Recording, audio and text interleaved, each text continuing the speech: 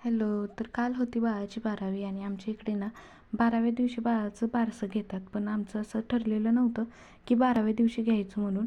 तर 11व्या दिवशी अचानकच ठरलेलं आमचं की 12व्या दिवशी बारसं घ्यायचं, कारण की ना बाळाचे पप्पा लगेचच जाणार होते ड्युटीवरती, म्हणून चाललेलं होतं. आणि सोनार काका आलेले होते बाळाचे कान टोचण्यासाठी.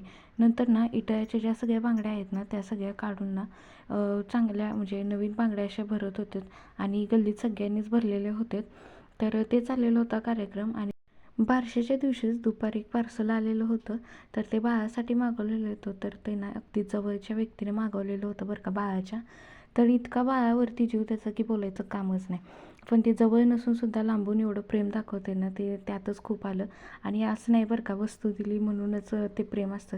तर रोज ते कॉल येणं, व्हिडिओ कॉल येणं, कसं आहे तू तू तुला नाही बघायचं पण त्याला बघायचं, त्याला पहिलं दाखव, काहीही करत असो पण त्याला अगोदर दाखवा, असं बोलणारी व्यक्ती ना ती हक्काची आणि असते. किती त्याचं प्रेम आहे ना त्याच्यावरूनच समजतं. तर ती वस्तू देण्यापेक्षा ती मायेची भावनेने 2 शब्द बोललेलं ते वेगळेच असतात. तर ते त्यानं मागवलेलं होतं.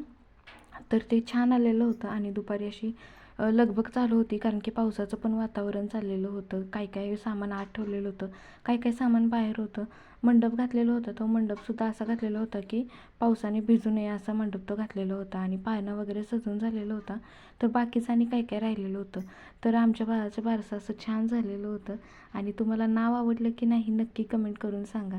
आणि आजचा व्हिडिओ कसा वाटला हेही नक्की कमेंट करून सांगा. चला, आजचा व्हिडिओ इथंच एंड करते. चलो बाय.